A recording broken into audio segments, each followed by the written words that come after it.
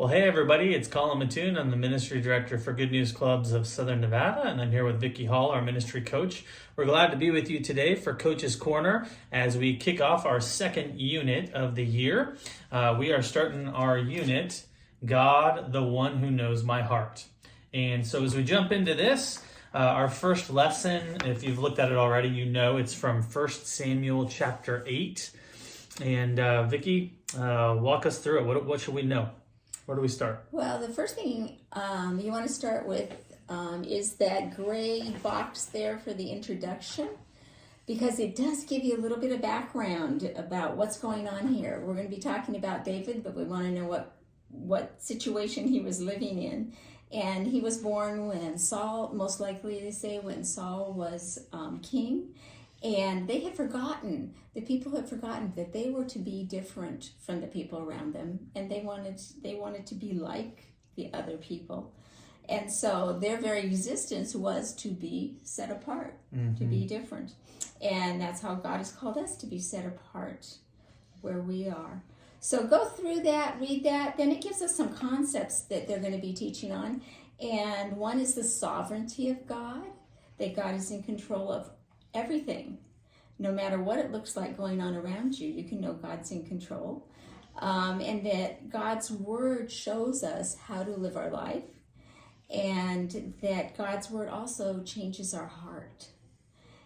We're going to be talking a lot about hearts in here. You're going to see a lot of hearts in your packet and ways to use those. And then to obey God. Why do we obey God? Because we love him. We want to show him that. So we are starting in 1 Samuel, and for many of you, I know the Old Testament is not as familiar as the New Testament. If that's you, that makes you totally normal as a Christian. But you may be feeling like, oh man, we're jumping into an Old Testament narrative. I'm not as familiar. If that's you, I just want to encourage you, something really simple and easy that you can do without having to spend a lot of time on it.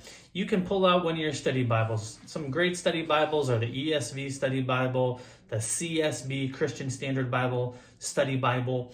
You can look at any of those, but just read through the introductory material there, that little short essay. Normally it's a page or two in the beginning of 1 Samuel. It'll explain the whole book to you, give you the context, help you to know what's going on there. But that'll help you feel more comfortable as you teach. Now, one thing when you look in the book that we do want to highlight, you're used to being able to turn to the Bible lesson and see those 5 icons there. This is a little bit different. When you look at your first 3 lessons, you're going to see there's not an icon there for God, and there's not an icon there for sin, to show you the really easy way for here's how you connect your story to the nature of God and to our sinfulness.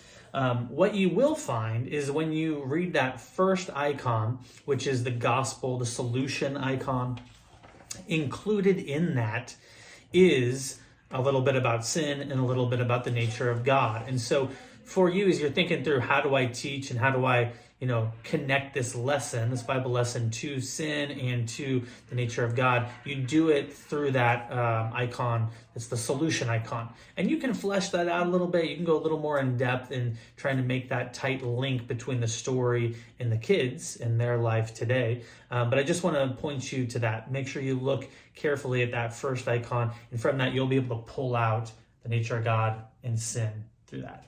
What else, Vicki? Well, the other thing in this lesson that really stood out to me was the wonder time. So I don't know if you may have been focusing on wonder times as we've gone along, or maybe you were focusing on prayer. But in this series, I think they really pull out some great things for growth and for the use of hearts to teach us about, of course, we're going to be looking at David, a man after God's own heart. And so in the first one, it has you do a thing where there's a big paper heart. And then you talk about how, what that word heart means.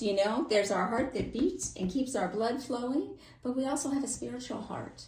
And we are constantly trying to figure out, who's going to be king of our heart, who is going to be the one that sits on that throne And what do we want that person or thing to be? Because sometimes we put the wrong thing there.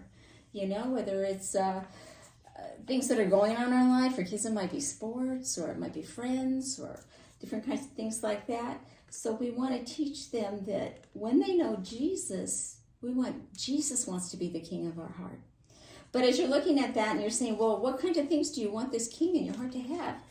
Then think of different characteristics, like he's peaceful, it's powerful, it's, get these out. But anyways, whoops, I'm sorry. That's all right. You can have little stickies where you can put these on. You can write them down as the kids give you ideas of what kind of king they would want sitting in their heart.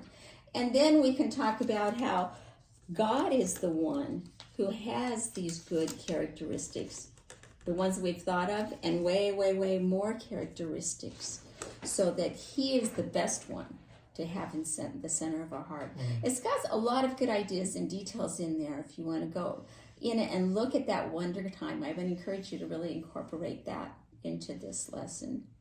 One really helpful tool that I love that kind of goes along with that concept is actually, it's a track actually that's called 2 Ways to Live. It's my favorite gospel presentation that's out there. It's written as a track. It's also given digitally. You can have it as an app. You can just pull it up on your phone as a website. But it's a great way to present the gospel that's in line with what we're talking about now. It's about kingship. It's about who rules over your life. So I'd encourage you to check that out. It helps give you some helpful language and concepts as you're trying to share the gospel, some of which you can incorporate into this lesson and into club. Anything else, Vicki? One other thing that I wanted to point out is, as far as songs go, there is a song that is called, and it's mentioned in the curriculum, Keep Your Way Pure, but it actually incorporates 3 verses, the 3 verses from Psalm 119, 9 through 11, which are the verses we're going to be learning throughout this series. So that would be a great one to start out with and do the whole time and help the kids to learn those 3 verses. One more shout out for those resources I mentioned: ESV Study Bible, the CSB Christian Standard Bible Study Bible, and also 2 Ways to Live. You can look that up that gospel presentation. That's helpful as well. But I hope that's helpful for you today. We'll catch up with you next week. Thanks again.